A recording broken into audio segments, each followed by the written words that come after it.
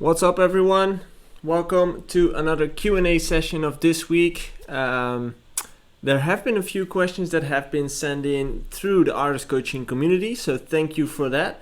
But if there's someone watching on Instagram right now who feels like he has a question as well, feel free to drop it in the comment section as always. Let's see. Here we go. This is even better.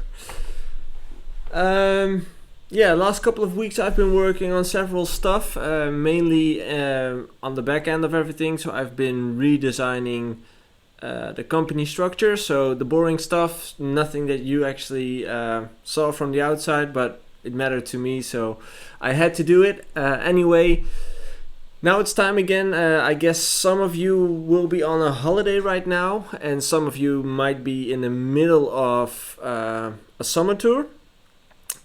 Because it's like the holiday season in most of the countries. I actually still remember when I was still playing, doing all the summer gigs. It was crazy times. Yeah, just flights from lots of flights, lots of hotels. It just was really crazy. And yeah, it just reminds me to a lot of great times. Anyway, today's Q&A will be mainly from the questions that got in through the artist coaching community, as I mentioned. And maybe there will be a few extra from the people who are watching the live stream right now. If you feel like you have questions, make sure to drop them into the comment section and I'll take care of that as well. Is there anything else I wanted to mention? No, if it pops up, I'll let you know. What's up, streamers? Welcome. Let's start off with the first question. How to repair your own speakers? Any website or videos to recommend? I don't really have any experience with this. Luckily my speakers never broke down. They're still alive. I already have them for about 7-8 years and they're still working. But if they would break down, I would just take them to the shop, because I think there's too many really fragile pieces in it that need attention, and that I'm not necessarily capable of fixing those things. So I would take it to the shop, but you know what, I'll tag 2 persons on your post on Facebook. What's up, guy? What's up, Harsha? I will tag 2 persons on your Facebook post on the question in the artist coaching group, which probably will have an answer for you. So yeah, hopefully that will help you. Hello, Laura, welcome. I'm doing a Q&A right now, by the way, so if you have a question, make sure to drop it in the comment section or just ask him through they have this new function on Instagram, which you can use for Q&A. So yeah, how to repair your own speakers? I would take them to the shop. I would not try to mess with them myself, mainly because I don't have the understanding of it. Maybe you do. And I will tag 2 persons to the post that maybe could help you finding a website to do this. This is a big one, a big question. I always wanted to get other opinions on whether it's worth to play on local clubs as a resident if you produce slightly different music. Let's say I produce big room progressive house. These genres are not popular in my country, so in the majority of the mainstream clubs, the style of music is future house, pop, bass house, etc. From one side, I would say that it's not worth it and that I should only focus on keeping the artist brand focused on the genre I produce. But on the other hand, I would really love to build a local audience that goes to sets where I could occasionally put out my own music on a dance floor and gain some following. And it would also bring me some income. Can you tell me your opinion? Also, other people are welcome to share their opinions as well. This is actually a really interesting point, because I've been there myself and I've heard it from several people who are struggling with this thing as well. You want to get an income from your music, you already are making music, but you still are playing locally and can't really figure out how to get out of it. And your question is, should I stay and play locally and play music that I don't want to play? Or should I completely quit and do something else? I think what's important in this question is, do you need the money? Like, if you need the money, I would keep doing it, like it's an easy way to get some extra money, it's an easy way to get some extra experience, and as long as your brand isn't that big, it doesn't really matter that you still play locally and still play different kinds of genres. So it's good on a lot of things as long as your brand isn't big yet. But if you don't do it for the money, then you can still do it for the experience, because you still play every week, you still learn how to read the crowd, you still learn how to use the CDJs and how to be a DJ actually. And practicing it in a local club is different from practicing it on your bedroom, So if you're doing it for the experience, it might still work. On the other hand, if you're really not enjoying it, if you don't need the money and if you don't need the experience, I would say quit and use that time to make more music, do more promotion, more marketing, because eventually that will bring you more value than all those hours in the club if you don't like it, So there's different sides from this story, and I think that's really important for you guys to understand. You have to decide, why are you doing those gigs? Is it for the money? Is it for the experience? Or do you just don't know why you're actually doing it? Because if that's the fact, you can actually better quit and spend all that time in the studio. Like I said, interesting point, and I think a lot of people who are watching and are listening right now are struggling with this. So thank you for sharing this question with us. In the meantime, what's up everyone? Welcome on Instagram. Just checking into the Q&A session. If you have a question, make sure to just drop it in the comment section and I'll try to go over it as well. In the meantime, I'll just take a few questions from the Artist Coaching Community Q&A group. What are the best pages for SoundCloud and Spotify promotion? I actually don't know. I'm not really into those kind of things. I'm a big fan of reaching out to playlists yourself instead of paying for services.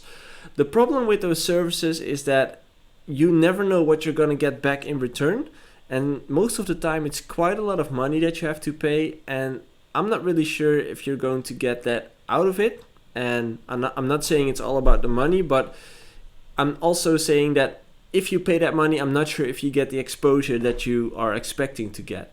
Because even when you get into 100,000 follower playlist, those people who are following the playlist probably won't even remember your name or your song when they've listened to it. So I would be careful with paying for Spotify playlist promotion or SoundCloud promotion, because I think it's not really valuable. I'm a big fan of reaching out to the playlist owners themselves and make sure you establish a connection with them and a long-term connection, So yeah, hopefully that works for you.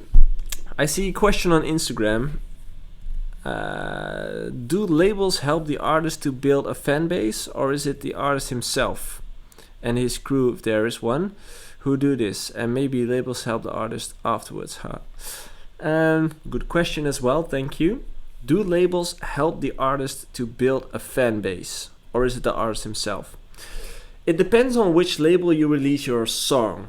If it's a really big label with a big following, like if they have a big YouTube channel like Spinnin does or Revealed or those kind of labels, in that case, yes, they will help you build your fan base, because they bring your music to a wider range of audience and they will introduce your music to a bigger audience. So yes, they will help you, but it's not like it's their job. They just sign your track and they bring your track, they show your track to their audience, which definitely will help you to gain some fans, but it's not like it's their job, like in the end you're the one responsible for building your own fan base, and getting your track signed to labels, or especially bigger labels, is part of building a fan base and helps you to build a fan base. Great question, by the way. Hope that clears up a lot of things for people.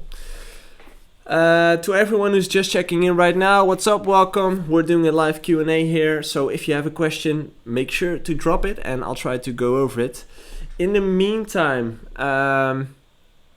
like I've been saying in the beginning, I've been working on some restructuring of the company lately, boring stuff, but I'm definitely pumped to get back and to work on the Q&As and stuff, because I think that's the thing I like to do the most. And the book is still doing really well. I see all the comments that you guys send me about the book and about all the other stuff that I do, but mainly about the book. I love those comments, like it's just this thing that I wanted to create, and I love all the reactions that you guys give about my story. So thank you for that. What's up, Karan? I'm doing really well, thank you.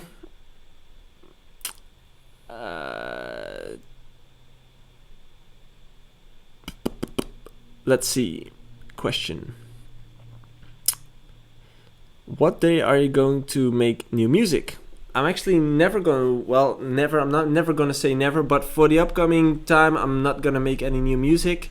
I've actually stopped DJing. I've actually stopped DJing and producing a couple of years ago, and now I'm mainly focusing on the coaching thing. So don't expect any new music from my side, but like I said, never say never. There might be something happening in the future. I don't know. Let's see. It makes sense. Once the music is published and fans have access to the artist and his page, it is a job to create good contents that are in line with his personality. That's right, Guy. I hope this was valuable to you and to other people checking or listening, because I think that's an interesting point that you just touch on. Let's see. My new song. Like I said, there will be no new song. Yeah. By the way, guys, to everyone who's watching and is an artist, make sure to go over to Facebook and join the Artist Coaching Community Group, because that's a group with almost 1,000 people from all over the world, 1,000 music producers, DJs, singers, songwriters, and I just see a lot of beautiful things happening in that group. People connecting with each other, doing collaborations, doing remixes, all those kind of things. So if you want to become a part of that group, it's an exclusive group, so you have to grant access for it. Go over to Facebook, Artist Coaching Community Group. That's the place to be for you guys. Thanks for now. I will be uploading this Q&A to all the platforms so you can have a look back at it. Thanks for watching the live stream. Thanks for listening to the podcast if you're on a holiday or traveling or whatever you're doing. And I'll see you guys next time. Bye.